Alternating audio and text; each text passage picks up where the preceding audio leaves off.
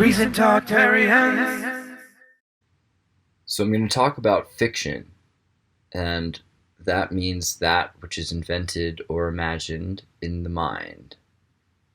It comes from the word fingere, which means to shape, form, devise, feign, originally meaning to knead or form out of clay.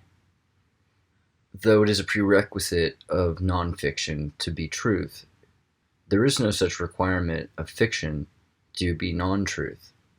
Most often throughout history, fiction has wrestled with those things that are true or seemingly cannot be untrue, but are just out of reach or beyond sight. It is so using the tools that we have in our imagination that we concoct theories and hypotheses to describe and predict the movements of these unpredictable things. There are many kinds of fiction. It seems like humanity is fixated on it. Historically, one of the most universal are the legends of the Pharishin, or the hidden folk. Beings seemingly from another world, yet interacting with our own, bestowed with magical powers. And as many stories as there are of them being benevolent, there are at least as many stories of them being tricksters, and in fact probably more. These tales border on paranormal activity, with cases of possession and abduction, as well as tales of kidnapping and replacing children with changelings from their own realms. Cultures all over the world, from Peru to Canada to Ireland, even in Southeast Asia and India too, have over the centuries collected and documented these unique Pharishin observances. Though admittedly, for hundreds of years, these sort of phenomena have been manipulated by the media in order to present a deviated message filled with absurdity or propaganda, and usually both, such as the comet and asteroid storms of 1813, which were associated with the collapse of the world economy in many cities and countries around the earth. Hundreds of thousands of people were put in asylums for the insane in countries from Panama to Venezuela, Australia, even the United States and Canada and England too, all for believing that they had seen these comets, and some who had actually observed the Pharishin Hildefolk themselves. Though these UFO observances were often considered the fake news of their time, these tales' uniqueness, as well as their commonalities, assert a general authenticity that provokes and inspires further investigation, at least finally now at this point. In the tale of Cassandra, or Alexandra, the daughter of Troy, it was known that she had the gift of prophecy, but she was often misunderstood. And yet she continued on exclaiming the future, trying to stop it, begging for the people to please understand. And in looking through the forbidden libraries and the texts and those things that were buried under the Vatican, many have asked me which things I think are the most important for them to read. And though we have a fantastic collection of books from the 15th and 16th century in the Tartary Nova website, there are some prerequisite observations from the 20th century that I still think are useful, such as The Phantom Tollbooth by Norton Juster, a story about a boy who due to boredom escapes into his imagination, albeit taking a phantom toll booth, and lost within that 2D dimension finds himself incapacitated by the doldrums. At that moment he is saved by his serious canine companion, who demands he begin thinking of birds that swim and fish that fly, in order to escape the doldrums. Which he does, and so he continues on his adventure with his new companion, his watchdog named Talk. But he soon finds out not all is well on this side of the phantom toll booth, as he ventures through a land of lunatics and civil war between the Digitopolins and the Dictionopolins, who on either side are disputing the supremacy of algebra versus phonetics. All of this chaos due to the capture and confinement of the two princesses. It can be thought of as rhyme and reason, representing in the tree of life Yesod or Tiferet and Yesod, representing beauty and balance. Rhyme and reason can be thought of as the Hierophant. Rhyme and reason can be thought of as justice. Rhyme and reason can be thought of as the Trinity, justice, love, and order, because of their dynamic representation of reflection and symmetry, representing what's right once may not always be right again, but also that history repeats itself, and when it doesn't, it certainly rhymes. Yesod and Tiferet can be considered the priestess and the Hierophant. And in the Tree of Life, the messenger represents the singularity between the nebulous state of consciousness, which is represented as a psyche. The Hierophant reflects order and maintains a neutral balance. Without them, the emperor certainly wears no clothes. Beyond knowledge and wisdom, they are justice. Many of these stories are not new to you or to anyone, to our civilization or to you personally.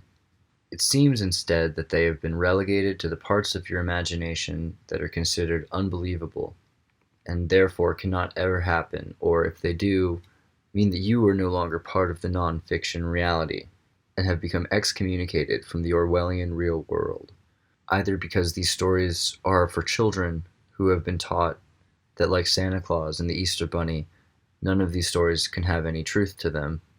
And we'll get to Santa Claus closer to Christmas. But there certainly are stories that are not just for children about these things, these extremely low-frequency beings in the elf band. It would seem, according to the numbers, many stay up late watching these supposedly non-fiction scientific shows, scientific documentaries about the elf band, pontificating on the plausibility of paraterrestrial beings affecting our Schumann resonance. Considering what we understand now about forests and mushrooms and the electromagnetic energy put off from thinking, those ideas seem less crazy than they used to, even less fantastic, and more relatable to the science fiction and sci-fi shows that we've seen and read growing up. All these things that we keep seeing or keep being shown seemingly are preparing us for some sort of an initiation or interaction or first contact or sort of ordained contact between us and them. Though there are many ways that they have been presented to us, in general, there are a lot of similarities, you might admit. It's not exactly as if they're so far off from the way they've been described. Not really. So it seems reasonable to assume that the rest of the stories might be worth checking into as well. Many of these mythical creatures are not the hideous sort that we tell our children to be afraid of. Often they are presented as alluring and beautiful. However, there seems quite often to be something deeper underneath. And so it's best to observe from afar, and perhaps even to look away, and not to get too close. But these stories have been told to us all of our lives, and most of them seem pretty innocuous. It doesn't take very long when you're an adult to understand them, but as a child, they seem to be, without pretext, rather innocent. I think a good example is Winnie the Pooh, and though there's a lot of references that you're going to want to go with in his surname, I think it's more interesting the choice Winnie. And in general, this is a good rule of thumb, and I think it should be a good metaphor in general for how people should go about looking at children's books, is to look a little bit deeper than just Pooh. Winifred, or Winnie, comes from the wind messenger. Winnie the Pooh, not Winifred, but Winnie, is a character that visits Christopher Robin to wish him a happy Wednesday. He is the messenger of the wind, and he is also the beast. Lucifer, or the bringer of rays, is often historically associated with Mercury, which is where the Spanish and the Latin word for Wednesday comes from, miércoles. Between the days of Saturn and Sunday, there's Moon Day, Mars Day, the day of Mercury and the day of Thor, and then the day of Freya the goddess. And I actually recommend reading Winnie the Pooh, as well as the Tao of Pooh, for so much more deep philosophy that can be found just on Winnie the Pooh alone. But for some reason, I don't think enough people have gone into the Luciferian connections of Winnie the Pooh, considering they've already made that video. Winnie the Pooh practices yoga in front of a mirror, as he repeats up and down, symbolizing as above and so below, inside and without side. It puts him in his mood to consume.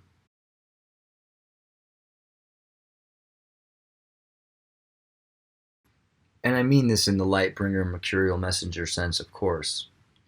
Or more importantly, I'm pretty sure that's what A. A. Milne meant when he wrote Now We Are Six. And Now We Are Six was one of my favorite poems as a kid, and is now one of my favorite poems as an adult. However, I can't deny, in retrospect, now reading it, I have to wonder. And while it is one of the most beautiful and self-affirming children's poems that I can remember, and still reminds me to hold on to what's true, it can't help but be noticed. The way it goes is, now we are six. When I was one, I had just begun. When I was two, I was nearly new. When I was three, I was hardly me. When I was four, I was not much more. When I was five, I was just alive. But now, I am six. But now I am six, I'm as clever. So I think I'll be six forever and ever. And there you have the little pig with the beast and the Christopher Robin. And even his interaction with the bees, when Winnie the Pooh disguises himself as a little black rain cloud, calling for the Christopher to assert his claim as authentic, that it truly does indeed look like rain. There's some interesting things in A. A. Milne's Winnie the Pooh. You see, in the Taoist sense, Winnie the Pooh may only wish Christopher Robin a happy Thursday or a happy Wednesday because it is that day. But in a Hermetic sense, Mercury wishes Christ God's hammer today, because the beast knows that Christopher Robin will agree it is right and good, and what is best for Piglet. Between the lines, you can find a lot in these stories, and they really do start young. Though I understand if you have a hard time with some of the newer, more mundane animations for children. So I also recommend checking out some of the 1890s comics that were written for kids, such as The Adventures of Nemo and Slumberland. By no means am I saying you won't find interesting things in the new cartoons. Particularly throughout the 20th century, the history of media has been that of propaganda, predictions, and disclosures. They are stories to shape and mold us, to give us fantasies and nightmares. And they are not just stories for children, because children become adults, and adults become parents. They are stories for people, though they might be presented as suitable for children. Oftentimes, that is a certainly questionable assertion. But they might be useful for modeling and shaping individuals in a society's understanding of their own identities, as well as those of successful and less successful individual characteristics to have in a culture, specifically their own. However, there are some generalities to propaganda. One does not wish to dismay the princess. Certainly not. Because beyond her gift of beauty and prophecy, she is fierce. Cassandra, Alexandra, is fierce. So she does want you to understand. After all, these stories are supposedly suitable to be understood by children, and perhaps it would be best to not outrightly ignore these proverbial stories for civilization, warnings perhaps that have been given, hidden in plain sight.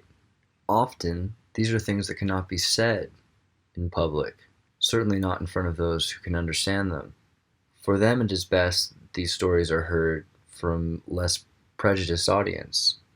Animation documents the realities which cannot be captured on camera, and archives them in our minds, in ways that we often remember and cannot easily forget. Often these children's cartoons disguise socially controversial topics, such as racism and history. Bugs Bunny himself was based on Brer Rabbit from the Song of the South, the stories of Uncle Remus, which though was made into a masterpiece film that included animation and filmatics and African American starring roles, several things that were a first at the time. The Song of the South has been heavily hidden, heavily censored remains unsold by Disney and is all but unavailable to the public. The Song of the South is a novel that is centuries old and comes from stories that are even older. Proverbial wisdom from a person of color, something that was unusual to demonstrate in the public light at that time. Uncle Remus, named after the brothers Romulus and Remus of Rome, whom, according to legend, seriously drank from the breasts of the canine. But according to Roman legend, Romulus, the stronger brother, eventually forced his brother Remus away from the breasts, keeping the milk for himself. This is also the origin for the Romulans in Star Trek. Do notice they are presented as irrational and highly emotional and unstable-tempered, and not in a positive light. Instead, Remus is presented as a wise man, a sort of historian and chronicler, and to the young boy who meets him, a surprising captain of intellect, not because of his age or because of his race or gender, but because of his position as a farmhand. Why Uncle Remus is not a doctor or the President of the United States, as well as many other social economic conditions, are made clear to the boy throughout the novel, as well as the seeming irony and lack of stability of such a society. However, rather than teach the boy stories of oppression, diaspora, and hate, instead Uncle Remus tells him stories of rabbits and foxes. He tells the boy what it's like to be a rabbit, a clever rabbit, a good rabbit, one identifiable and sympathizable with. But he also explains what it's like to be chased by a fox and a bear.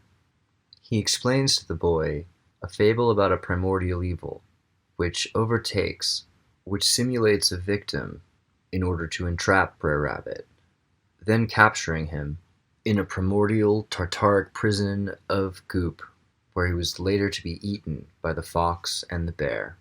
If it was not for the wisdom of Brer Rabbit, he would himself have been consumed.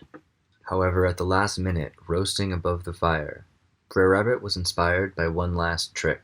He began to laugh and smile and said, "Thank you for cooking me, just as long as you don't throw me back to the berry bush. Just as long as you don't throw me back to the berry bush, with the thorns and the thickets. It would be the worst horror to be torn apart by the berry bush." The fox, sadistically interested specifically in malice towards Brer Rabbit, decided rather than to eat him, he'd prefer to torture him by throwing him, as he'd feared, into the berry bush, where of course Brer Rabbit laughed as he ran away, yelling at them to remember he was born in the berry bush. Somehow, these sorts of stories of proverbial wisdom, when presented with authenticity, are considered to be socially unacceptable. There was a period of book burning that was rather recent in the 20th century, and it began with the destruction of Little Black Sambo. A number of characters have been removed over the decades, often for questionable reasons. There became a trend in animation to produce the friends of characters as persons of color, often many different colors, in order to disguise their obvious nature. It took a long time, for whatever reasons, after the Song of the South, to go back to accepting people of color in film and animation. An irony, considering the Moors, that's not lost on me. But if you look over the years, you'll notice you've seen quite a few persons of color throughout animation, ranging from characters such as the Aristocats, Jazz Cats, to the definitive children's show of modernity, Yo Gabba Gabba, named I can only assume for the GABA receptors in the brain. Just notice how that Y looks and all those stars. Also, that giant silicone guy looks kind of,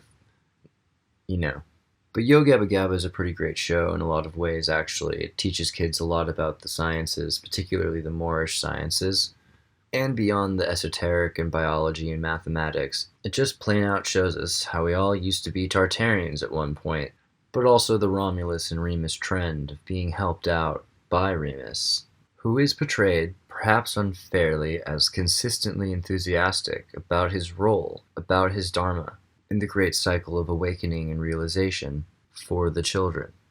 But there will be some people who say, hey, wait a second, that character, this character isn't black because that person of color was green. And, I'm willing to agree with you even if they had the voice actors, whatever. But it is an interesting point that is a psychology of people, that they want to believe that these characters are all white, or specifically that they are not persons of color. And you have to wonder why that happened and why it was so pervasive. It was clearly because of the privileged who wanted to censor these things on either side of the issue.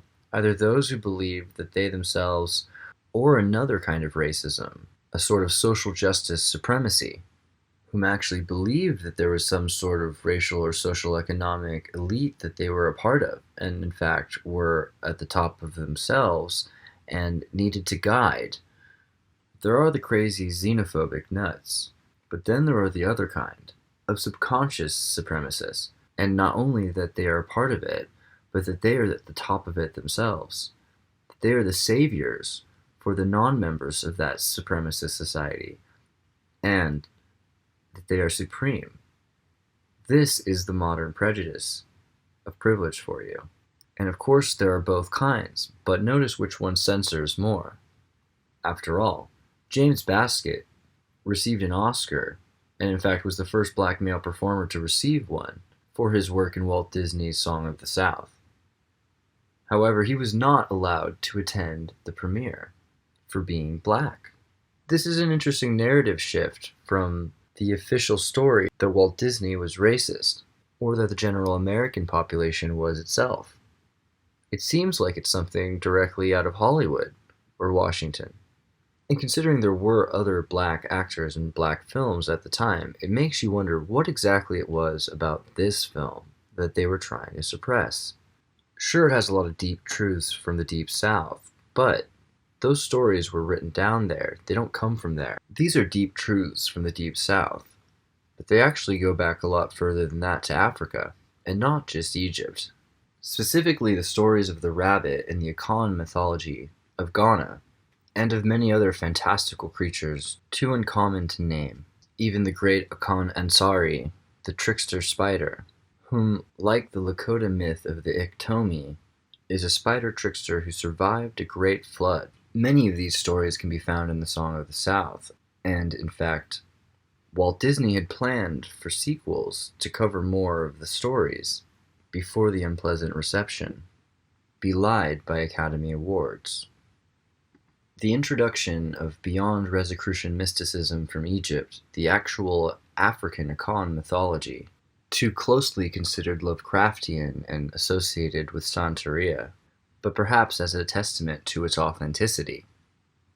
Akan mysticism is a quintessential mythology to study, and a key asset of Moorish sciences.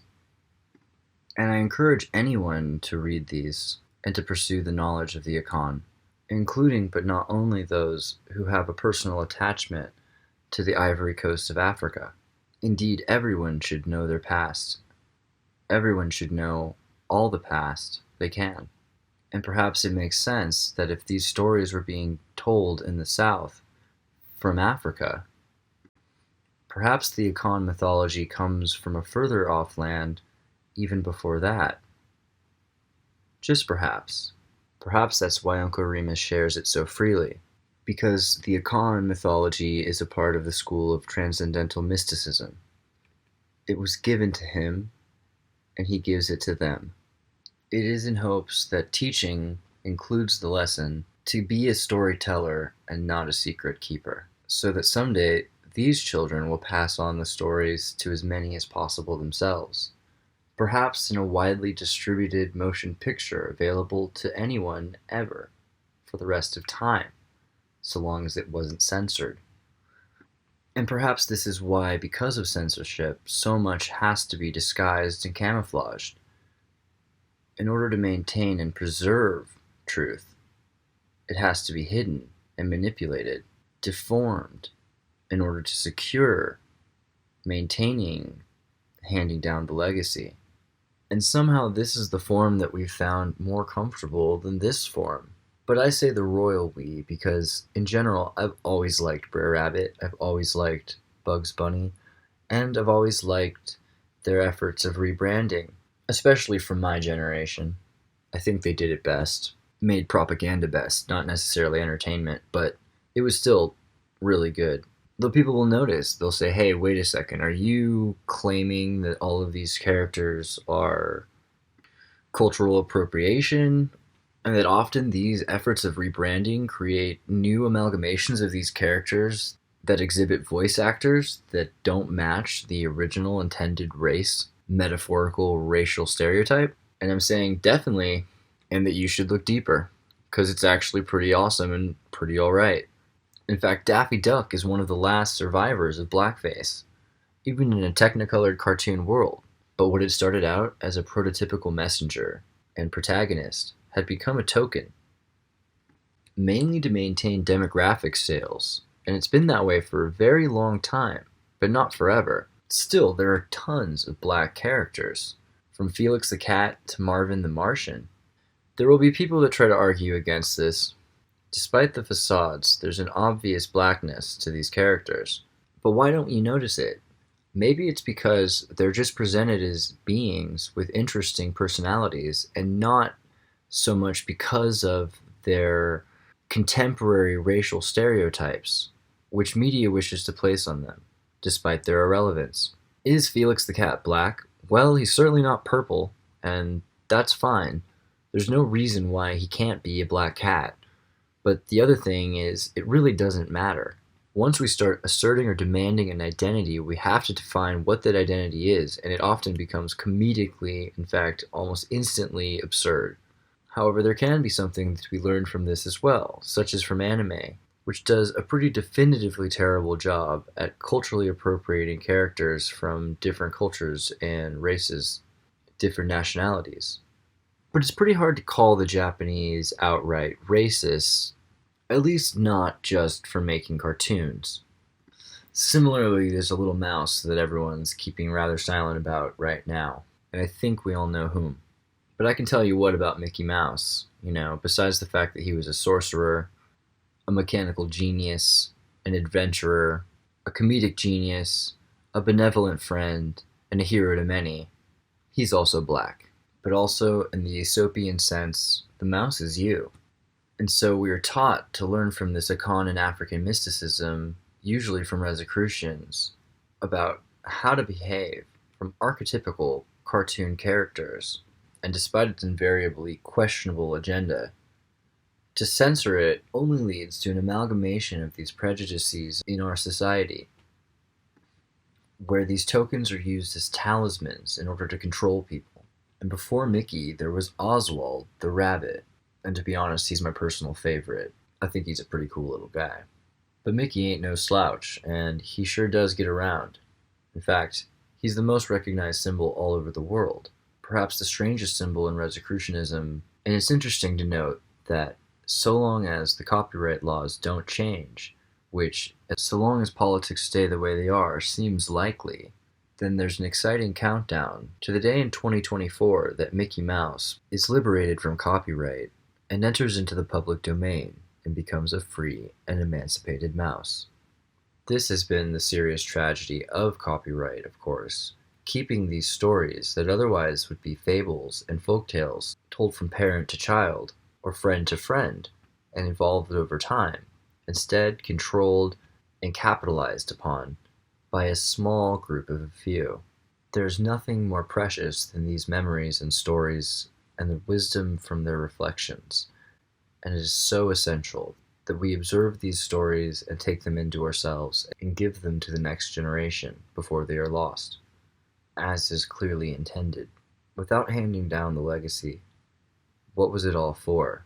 I think this is the goal with Ralph Bakshi's Coonskin, an otherwise controversial film that captures the life and legacy of Harlem, New York in the 70s. And while I wouldn't recommend it to children, I do think it's an important, probably the best film, though animated, that you'll find capturing the true nature of Harlem in the 70s. Everything from the police corruption to prostitution and gangsters and the mafia itself. Created by Ralph Bakshi, an Israeli raised in New York City during the height of diversity in the metropolitan New York City, Coonskin might today be considered unwatchable, but for the same reasons so should Boondock Saints. The captured diversity in Coonskin could not be captured in film, and so it's a unique and rare portrait into the real lives of people and our perspectives of them. And I apologize if I've offended you, but please leave Daffy Duck alone. Though I really wouldn't be surprised, and you heard it here first, if they end up turning him into a mallard. I mean, I know it looks absurd, but just like, get ready for it. And just remember that if they do it, it wasn't always that way. It wasn't always that way. And some of you might say, why not a mallard? And I might say, well, what was wrong with the Boondocks? And you might say the Boondocks was racist, and it'd be hard to argue with that. But I think a lot of people like the Boondocks, and it tends to be only a few people of privilege that want it censored. And I totally encourage people to view only what they want to. But it is my opinion that these characters are interesting, deeper rooted than we realize, and they have a right to exist. And yeah, I am talking about cartoon characters, but I'm also talking about humanity, if that wasn't clear. Another really rad show is Looney Tunes. A few years ago, I noticed on the Saturday morning cartoon that Looney Tunes was on. They played an old episode from the 50s, and I thought it was pretty cool, but as soon as it was over, played an episode of the new Looney Tunes. And it was a completely different Looney Tunes. And it was a completely different kind of Looney Tunes than the old classic that we're all familiar with. And I get the feeling they played the old one first just to get the parents comfortable enough to leave the room with the kid in it, in front of the television, where every kind of craziness went down. Instead of the Acme anvils and dropping pianos that you would expect in a Looney Tunes cartoon, the interpersonal dramas of a Seinfeld episode were played out with hermetics and mythology, as well as romance and comedy, in front of children, as if there was nothing more the matter. Though I'm not complaining, it's a very interesting show, and it might do a lot of good in the development of children, who's to say? In the new Looney Tunes, Bugs Bunny is the wealthy owner of a suburban house where his best friend Daffy Duck is slumming for free. Meanwhile, Bugs Bunny is trapped in an abusive relationship with a mentally disturbed Lola Bunny, whom he cannot escape because she makes public displays. And yet somewhere in all this chaos, he finds time for reggae records and has balance. These are the kinds of shows that are being made for children these days. In fact, this is the pretty harmless kind, relatively compared to many others. I don't know if harmless is the word, actually, but it's seemingly innocuous compared to many others, when you consider that the mind of a child is a wonderful, powerful thing, and a child's ability to form thoughts into fictions using rhyme and reason, to create justices, using old and ancient stories that form and mold and shape these young people. It puts these children's stories that we try to ignore or think we're too good for in perspective. Another example are the Legos, or the Danish propaganda of Yante. And again, these little yellow men are not necessarily good or evil, but they're definitely more than innocuous. However true to Lego's calculated form, the profundity of the philosophy of Legos can be calculated and deduced in only 10 sentences. And these are called the laws of Yante. And the laws of Yante are a sort of general philosophy that imbibes the psychology of most Danes. The 10 rules state, you are not to think you are anything special. You are not to think you are as good as us. You are not to think you are smarter than us. You are not to convince yourself that you are better than us. You are not to think you know more than us. You are not to think you are more important than us. You are not to think you are good at anything. You are not to laugh at us. You are not to think anyone cares about you. You are not to think you can teach us anything. These are the laws of Yonte, and the foundation for the philosophy and psychology of Legos. And its effects can be seen around the world, but clearly in Denmark, where rather than teaching children that they are special, they are taught just because you are unique, it does not mean you are useful, and that all unique snowflakes come from the same snowflake factory. So it is best to work hard, to learn how to do things right, and to enjoy the fruits of your labor. The most important character in the Legos is the master builder, who follows the instructions without deviation, perfectly. Legos are the positive alternative to the positive alternative, and if it sounds good for you, unless too many Danes disagree, I might think it probably is. Though for the most part Legos wrestle with primordial concepts, there is a general gestalt to the psychology, therapy, to the psychotherapy of Legos, enacted out by the Lego characters themselves. Legos deals with all sorts of crazy fantasies, from dragons and fairies to outer and inner space aliens. And before you try to console a child or I that these alien monsters and fairies only exist in fiction and in our imagination, I'll try to remind you the power of imagination, especially of a child, and ask you, isn't existing in fiction bad enough? A parable that wrestles with this is The Never-Ending Story, seemingly perfectly titled. Never-Ending Story is a parable for Aleister Crowley's Moonchild, a story about a magical war between white magicians and black magicians over an unborn child, needing to be named the Moonchild. The film, based on a book itself, tells the story of a boy named Sebastian, whom, in reading a stolen copy of The Never-Ending Story, a book a librarian tricks him into stealing, he finds himself entangled in his own imagination with Atreyu, the boy warrior, and his dragon, Falkor. Throughout his quest, there are many interactions between the character Atreyu and the real boy, or rather the boy from the realms of the real Sebastian. Situations which shock both of them. It asserts that imagination is real, and demands accepting fiction as real as paramount, and asks why the reader won't. And more eagerly, the princess, the Cassandra, begs Sebastian to give her name.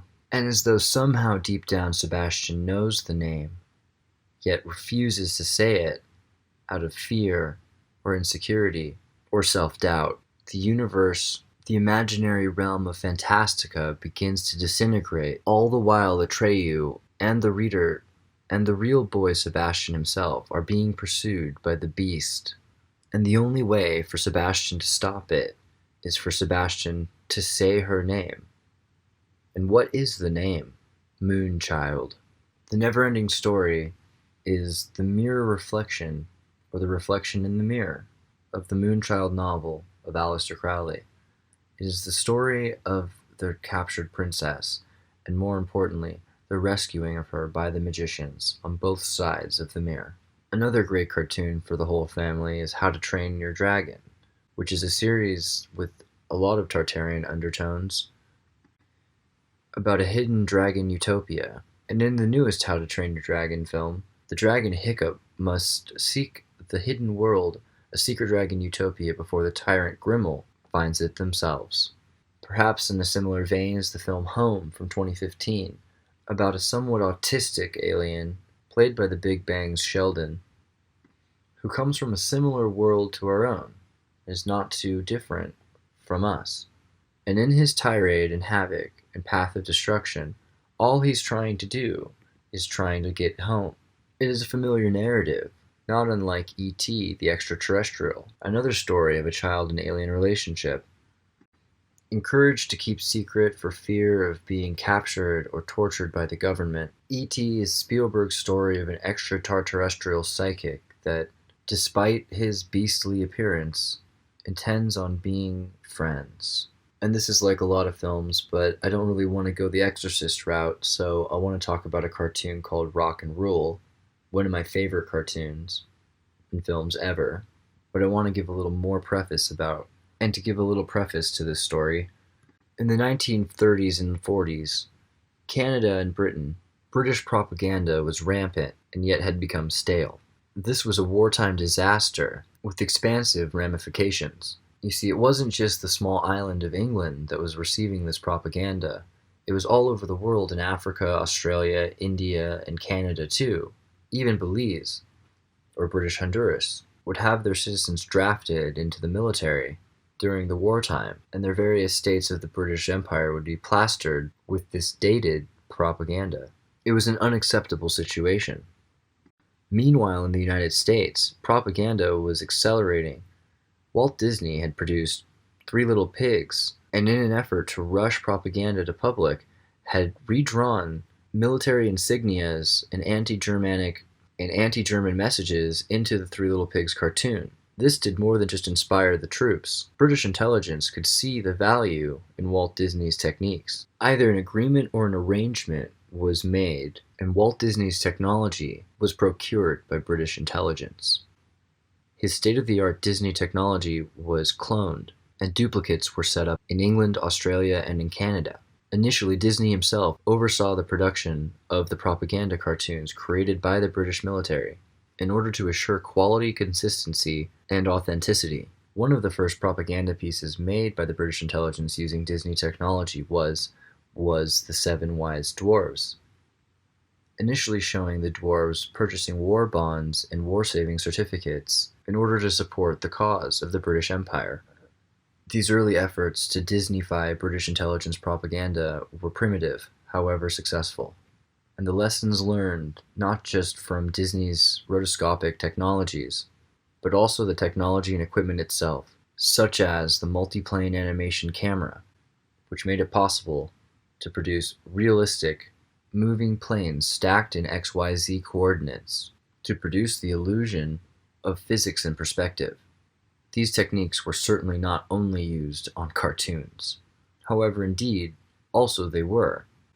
And through the ages, several independent animation studios, financed by the British Crown, tangentially arose with these master skills kept in places like Sydney, London, and Toronto. And something I've noticed from making movies and working in animation is working with animations and cinematography does things to the mind. And over time, you start to look at things differently. Sometimes for the better. Other times it makes you kind of crazy. And that's something that is probably both true about the Nelvana company that made the film I'm about to talk about, and that this was all referenced for. Made by the Canadian British intelligence financed, Disney designed animation studio Nelvana. The film called Rock and Rule. And I can't stress how important this film is. It's just the most... Yet, in a way, I understand how it might not seem as clear as it does to me, to everyone. But as obscure as it is, I've known some people to have it on VHS over the years from when they were kids, too, or see it on British or Canadian television. Though in general, it was kind of hard to find for a long time.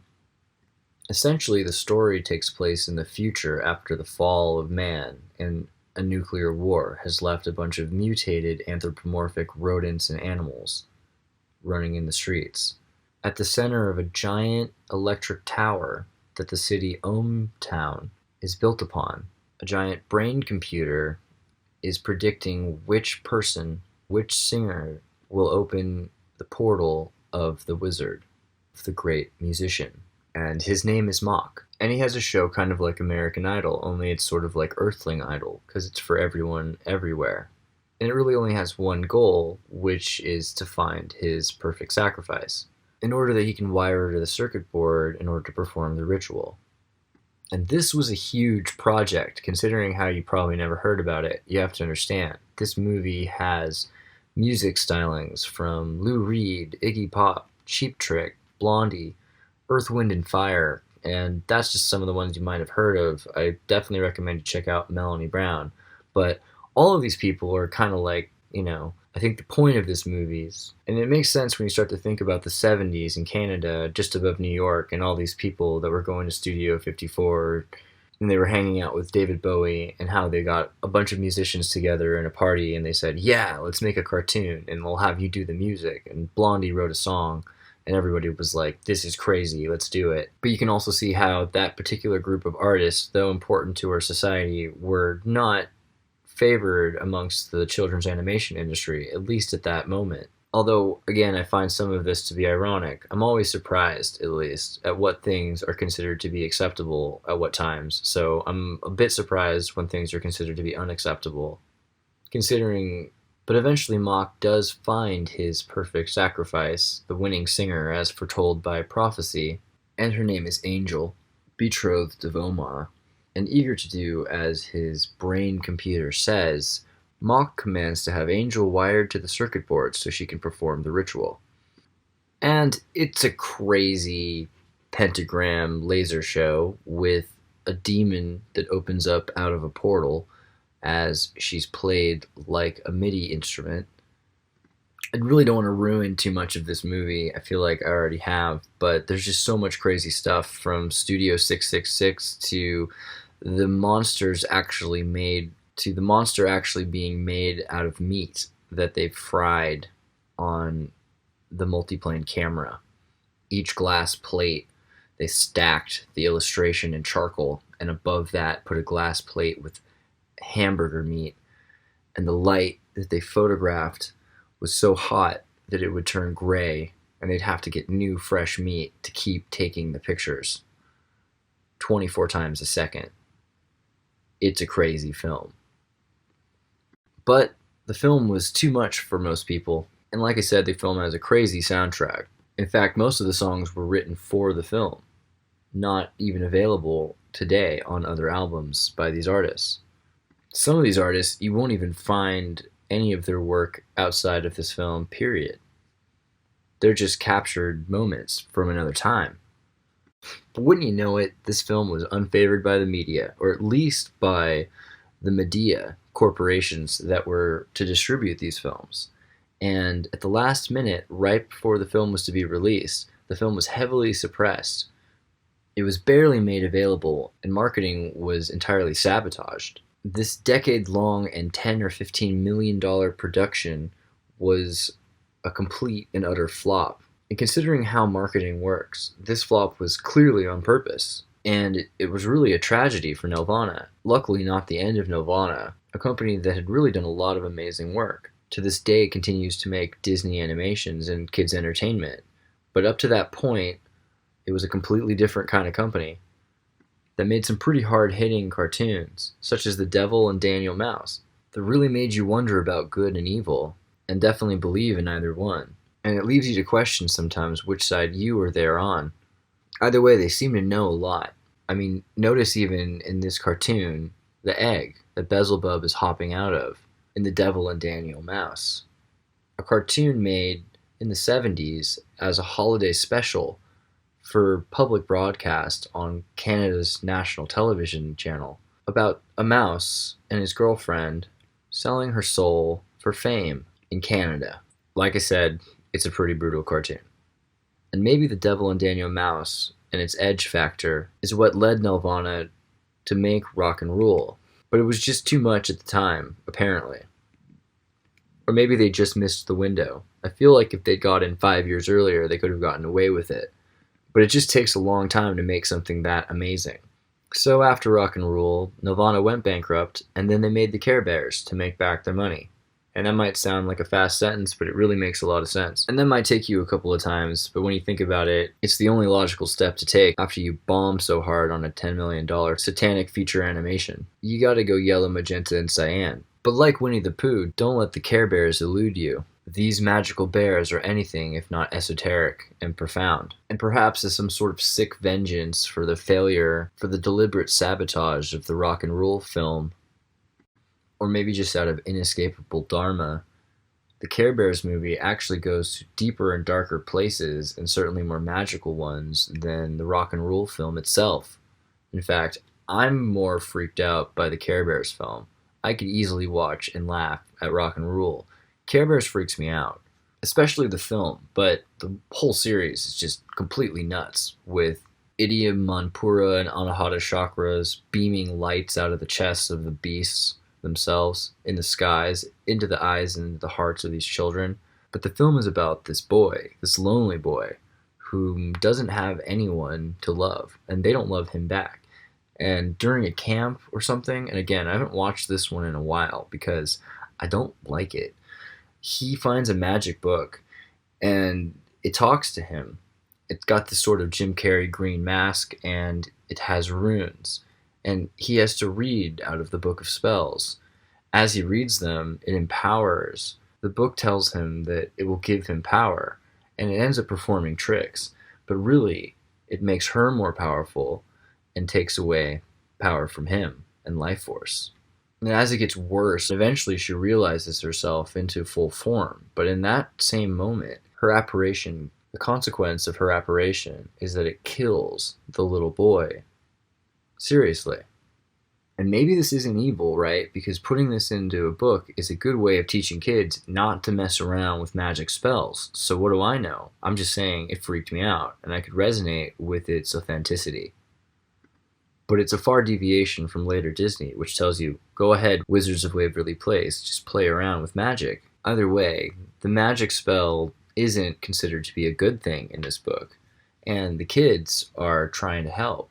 And in order to fight the giant ambiguous evil, the Care Bears beam lights, open up their Manipura chakras, and beam rays of love and light out of their chests, through their Manipura and Anahata heart chakras, aligning into one ray of beast and sunshine, all fulfilled by the power of caring and shared empathy.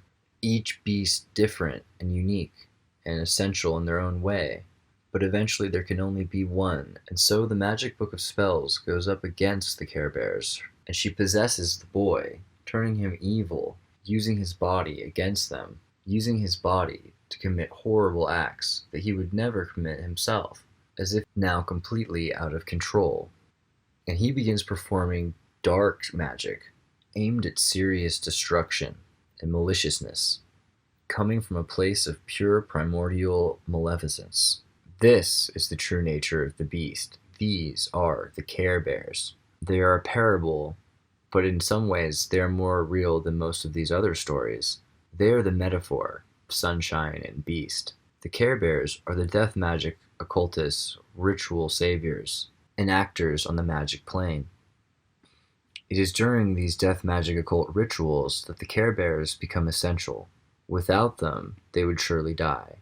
Exemplified in the Care Bear film, where, due to the magic, despite the power of the Care Bears caring, they are unable to resurrect the child themselves.